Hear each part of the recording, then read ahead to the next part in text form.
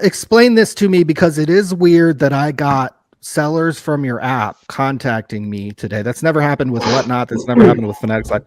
How did this company go out of business so quick after receiving $1.5 million? Yeah, like I said, happy to share. So some of the basic math, we opened November 2 years ago. The majority of the money, though, and by the way, you made a good point. Like, why am I talking to you guys and not investors, sellers? We did that. I know you heard from a couple of disgruntled people, which is fine. I mean, we tried to deal with them too. But the investors know the state of the app. But yeah, the math is very simple. It took about $1 million to build the app. A little over 900,000. $1 million? Little over 900,000. Yeah, from start, we built everything native. Yeah, we did the whole thing. We built the whole. Is that just on salaries or to the cost to build the app? Oh yeah, I heard the cost to build the app over 2 years. The app, the maintenance every month. Yeah, it was. We built the whole web that was native, the whole web version. So there's a back end there. We built the whole app on the phone, so you can do both. There's a reason Fanatics doesn't have Android yet. It's expensive. We had Android from day one. We figured it was worth it to do it. Salaries, though, we talked about this on the podcast today. I took all of us in the C-suite took 3 months salary. It was literally October, November, December of 2022. We were doing okay. I had the highest salary at the time, aside from our one full-time tech guy. My salary was $2,500 a month. A couple other people were taking $2,000 a month. That's where the salary money went. And it was 3 months. It wasn't. We knew we were out of money because here's the other thing too. Fanatics was supposed to launch Q1 of this year of 24. They launched early. Fanatics Live crushed us. We had sellers signed up to come on. It was like, hey, we can't come on now. We got to go to Fanatics. Okay. TikTok, 0 fees and $5,000 marketing spend. Tough to compete with that. We have fees because we had overhead. Cost 25 to 30 grand a month to maintain the few sellers we have and the app cost. That's what it was. I heard today that you had a $900,000 marketing budget. Is that true or? No, 900,000. We did $900,000 at any one point in time ever. Yeah, because we also didn't raise 1.5 at the same time. This headline is not correct. We raised. We had 3 separate raises, 2 individuals, and then one. SGC, we named them because they're a company. And we've talked about that. The other two were just private guys. It was 450, 750, and what was the third? 450, 750.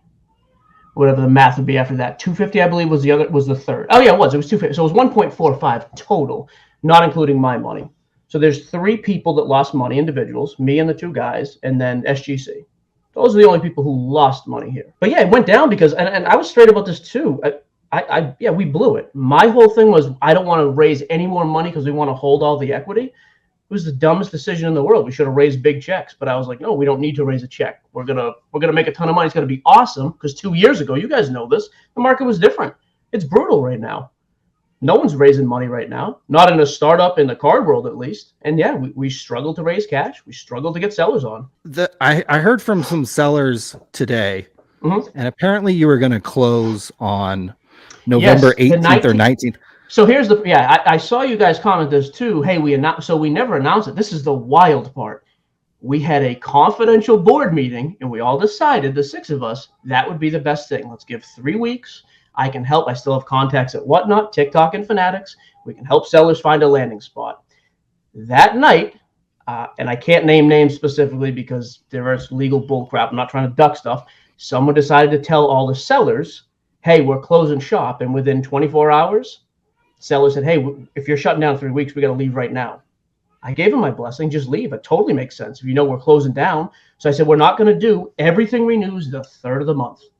So November 3rd, the credit card that's in my name, personally guaranteed, so I'm going to eat that bill, is like $28,000 to run this thing for all of November. We're already losing money, and now we're going to have no revenue? No chance. And if everybody's leaving anyways, hey, I understand. You got to do what you got to do for your business. Go somewhere else. A couple of the guys landed on TikTok and are killing it. I'm happy for them, but I'm not going to pay to keep this thing running for another month when we're just hemorrhaging money. But then why did you tell people you were going to keep it running then? That never happened. Again, we were going to announce on the 6th, hey guys, I was going to tell sellers a day or 2 before that, the official announcement on the podcast and socials on the 6th of November, hey guys, in 2 weeks we're done. Give everybody time to settle down, get where they're going to go. But then when I got calls from sellers that night after, a confidential meeting, hey, we're leaving. You guys are shutting down. And by the way, the thing was already slow. Breaks were tough to fill, especially for the smaller sellers. We had no marketing spend the last 8 months because we didn't have any money, not because we blew it on salaries or anything else. We didn't have any offers. By the way, somebody said we got a $600,000 offer. We would sell this thing. Well, I can't vote down any offer myself. I'm one board member. Second, 600 grand. I would take half of that right now from somebody so I could give investors money back. Period. We 600,000 is laughable. I would take that tomorrow. We take less than that. None of your sellers came to you because you could understand why they maybe would want to keep the platform going because it's something they've used for a long time. None of them have come to you and said, "Hey, they have. Is there a way to keep this going?" Yeah, but that was multiple. I mean, I've had conversations with 3 to 4, and the answer was the same. Guys, I understand what you're saying. I had 100. Well, I'll just tell you, I said on the pod anyway, so it don't matter. I had 120,000 of my own money I was willing to lose and set on fire if this thing went under. We're at that number, and we're losing 8 to 10,000 a month. And there's because let me ask you this too. Realistically, if you're a seller right now, I don't care if you guys hate breakers, don't like whatever, but if you're a breaker right now making money, why would you come to a startup that has no marketing spend right now when you could go to TikTok, Whatnot, or Fanatics Live? Honest question. That's the meeting I'm having all week. How do you convince people to come sell? Okay, we could do no fees for maybe 90 days, but we can't really afford it. So maybe that'll help. We offered equity. Well, yeah, but it's still a tiny startup. We don't need equity. So to the sellers, it was like, guys, I've reached the threshold of money that I can lose here. The investors are not going to throw good money after bad. We can't raise a check. It sucks. I feel bad for the guys who had to leave, although I will say the majority who left are doing better now anyways because they were struggling on a small platform. I would have loved to keep, and here's the other thing. I own 48% of the equity. I would have loved to sell this thing for millions of dollars. I would have been set. I just had a kid. It would have been awesome. We're done. The thing went under because I made terrible business decisions. There was no theft. I thought the spend, honestly, I thought we spent the appropriate amount on everything because we built everything from scratch. We had an awesome tech team. I thought we spent the money wisely. We didn't raise enough. And I was only one of the only people who didn't want to raise more money. Totally on me. The rest of the team, including I know who reached out to you, the board member, he was all for raising money. He was absolutely right. We should have. I fought tooth and nail because I thought, dude, I want to own 48% of this when it sells for 20, 30, 40 million, whatever. Screw the pooch. That's on me. I think what people were also frustrated, they were frustrated in the fact that they thought they were going to have until the 18th or 19th to continue to use the site. But no one, that's again the disconnect. Nobody knew that date outside of the 6 board members and myself. But you don't think you should, you don't think just, and I don't care about the fucking credit card bill. You don't think just for the people, the buyers and sellers who have been loyal to you, that you should keep the site open for a little more than a couple days? The majority were leaving. Literally the night of the board meeting is when I got the calls. And just to be clear too, we have 4 sellers who are doing significant amounts of money. One of them is me. I was the number 1 seller the last few months. The second was Eddie, SCN Breaks. You had him on the show. So me and Eddie are business partners. That's never been a secret. SCN Breaks, the Facebook group. I sold him that in 2020 and maintained 20%. I've come into some extra cash the past few years with the podcast. So I said, hey, let me fund this thing and buy more allocations and build this thing up, and you can break. So me and him are now 50-50 on that. He was going to go back to Facebook. Langy Breaks, one of our other big sellers, is on TikTok, had 682 people tonight in his room. He's doing great. And Flushing Breaks. Now, we had a handful of smaller sellers who were live on a bunch of other platforms. No problem. But even then, it was, hey, guys, again, this is worst case scenario. But that's why we weren't telling people that either, is, hey, let's give them 3 weeks. You tell people that night after a confidential meeting, they all leave because they're smart. But you can't, here's the other problem I have. You can't be the one that does that and works against it and then be like, oh, I can't believe he's shutting down. You know why we're shutting down. And by the way, I know why they contacted you. I would. If there was a scandal in the hobby, just to be clear, you guys have the biggest audience on YouTube, not close. I always say there's us, there's you, and there's Jeff in no particular order. Jeff's not going to report a scandal or expose things like this. It's not a podcast story. It's my podcast. You're not going to come to us. You absolutely go to Sports Card Radio. Very simple. You guys have a huge audience. Where else would this get any traction? I get why they came to you. But I'm also, man, I think, Ryan, we've interacted a little bit in DMs. People may not like me. That's fine. I come across arrogant and haughty, and I made terrible business decisions in this one business. Fine. But I'm not going to sit back and, like, I read the 900,000 mark, and I just laughed. Like, what are you talking about? And if I got a $600,000 offer, fine, like, we would have, like, I didn't take an offer, someone said, because I didn't like the guy making the offer. I don't own the LLC. Like, that's not how that works. Like, I can't not present it to a board. They presented to a board. They all would have said yes, including myself. So, guys can bash it, rip it. I get it, no problem. But that's the facts. Like, it was pretty simple.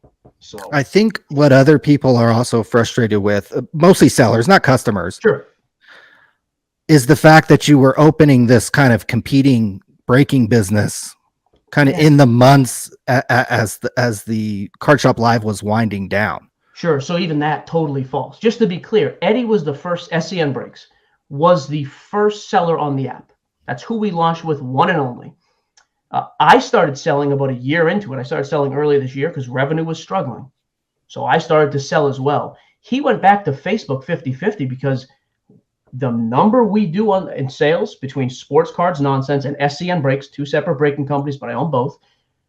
It wasn't sustainable in the app. You're not driving people. Does Eddie own part of Card Shop Live? Oh yeah, a small percentage. So he owns part of Card Shop Live, and then he took his braking business elsewhere. We didn't take it. It was originated as a Facebook group. It came over as a Facebook group, and he said, "Hey, I'll move this as long as it's sustainable. Like, as long as brakes are filling." The last 6 months, again, brakes were not filling there, so we went back to Facebook partially. Yeah, and the board knew that. You asked a good question in DM. I didn't want to answer it like yes or no. The board, the first question was, of course, why would you go somewhere else to sell? The answer was simple, because we could. When was that? When was that? So Eddie's never left Facebook. He's in there continually the whole time. He was When did the board ask you about selling on another platform though? They didn't really, because they knew up front with me, like, hey, if it gets slow, and I've only done 5 breaks on Facebook this calendar year. It's not like it's a big thing. But the other thing, and again, you didn't hear this fact because it makes me not look like as much of a scumbag. Say we sell, my average month was $80,000 to $120,000 in sales on the app, my sales alone. Okay. About 50% of that, I just left in the bank account because we were out of money and we needed to keep it running. And I said, hey, I can continue to leave this money in, but it got to the point of about October 1st of, hey, I'm getting to that threshold of cash on hand that I'm not being paid. Every other seller got paid. That was never an issue. But I said, I can't keep selling and not recouping money. I have other businesses I run. I only have so much to put into it. Again, you can love it or hate it, greedy, whatever. That's the reality of the situation. And when things got really slow because the marketing spend got eaten up earlier in the year, hey, Eddie, you need to put a little more effort into Facebook because we're not sustaining it over here.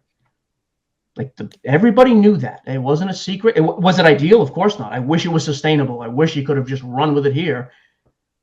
But that wasn't a reality. The app was shrinking and we had no marketing. Like, we didn't have enough people.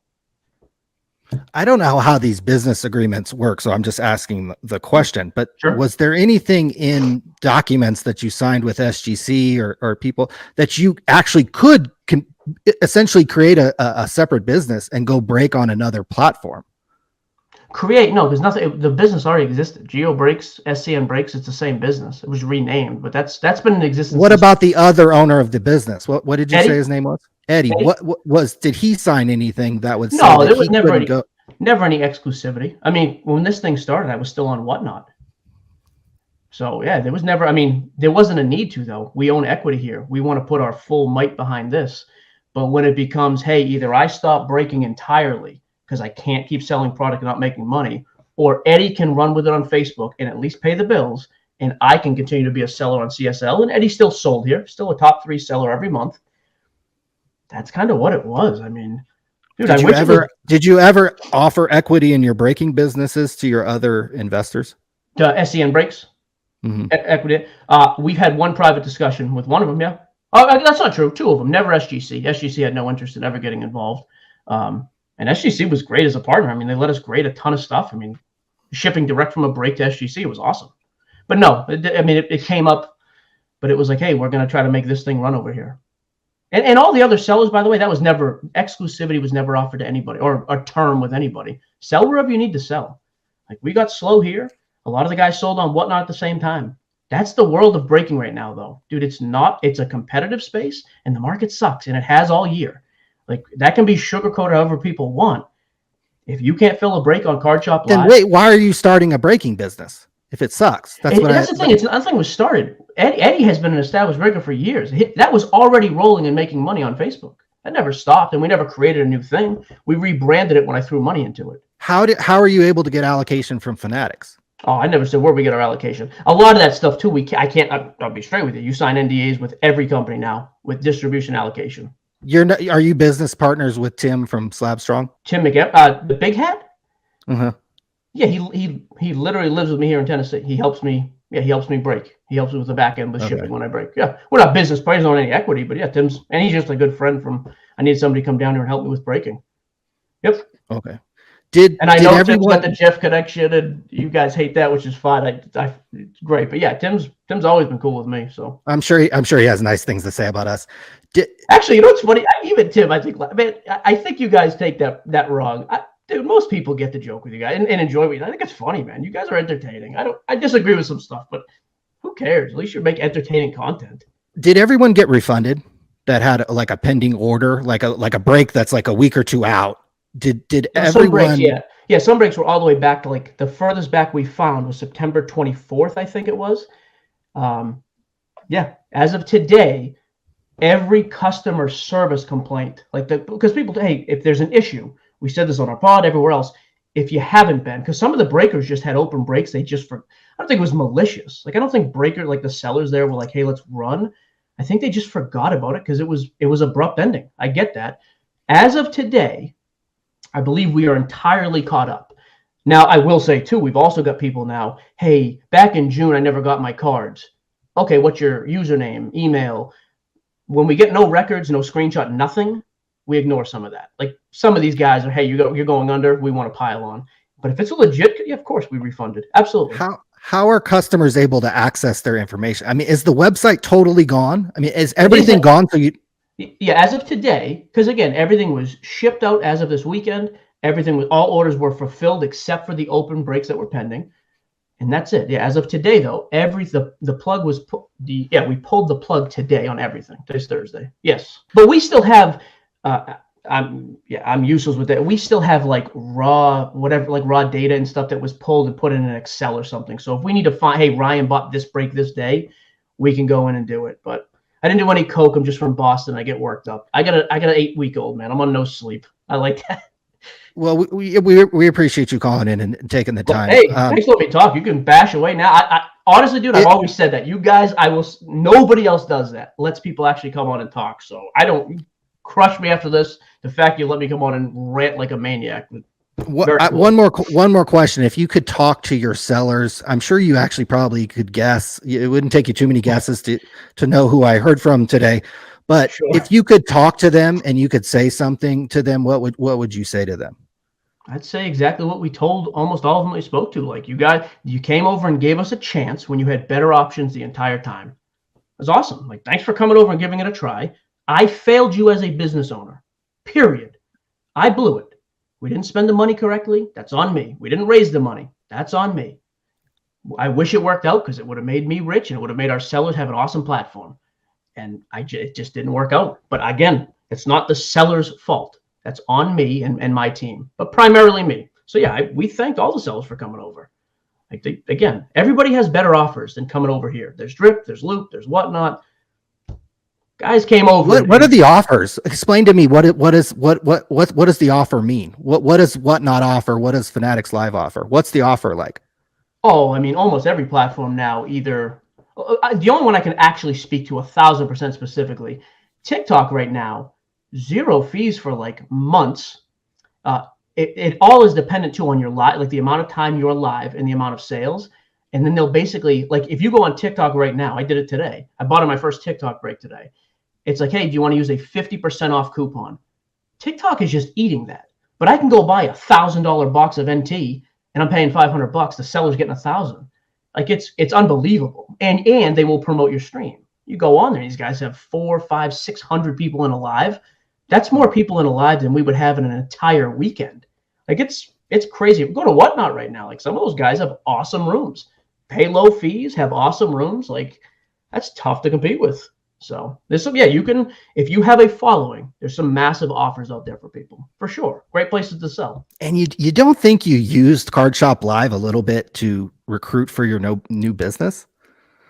But it's not a new business and nobody was recruited. I guess the customers on Card Shop Live, by the way, were our customers. We brought them from Facebook over. So no, I don't. What's the new business? The existing braking company? No, we push them to the app. The other thing that people don't understand about an app either, though, most guys get on there and after a day or two, you're paying the tax rate in your state for every purchase and you pay shipping. You don't pay that on Facebook. That's a tough way. Like, that's a tough sell for a lot of people. Did sellers get their fees refunded? Because I bet some break. So did you refund the fees that sellers paid to you for breaks that didn't happen? Yeah. Oh, okay. Yeah, that's another. I will quit ranting after this. You've given me more than enough time. Originally, my thought was, it seems simple to me. Hey, if you got paid out $100 on a $110 payment, let's say 10% fee, right? Or $100 payment, let's say you got paid 90. Originally, I just said to the sellers, hey, if you guys just want to contact people and refund that money, we'll refund the shipping, the taxes, the fees. Thinking back, obviously, that was stupid. So what we decided within hours, by the way, was no, we'll just refund everything out of our end, the entire purchase price, tax, shipping, fees, everything, and then we will invoice the sellers. Because if you got paid for a box you didn't break, yeah, we want that money back. Just the money you were paid, not the fees, not the shipping, not the tax. But we covered it with the buyers 100%. But even that was my bad idea. Hey, why don't, and I'll tell you what, my reasoning was the guys who had bought into a break of mine that was open, it was pretty easy. Like, guys, I'm going to break somewhere else. If you want to wait a couple weeks until we figure out where we're going to go, I'll hold it as credit. As a breaker, the last thing you want to do is refund money. I would much rather have credit on hand, of course. And no, we don't have any idea where we're going yet. People said we're going to Whatnot. It was announced we're going to find.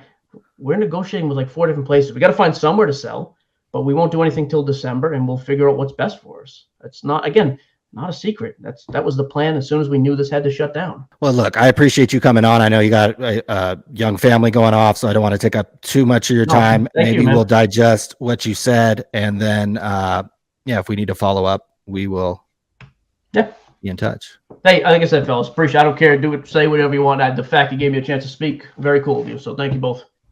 I appreciate you coming on. All right, fellas. Have a good night.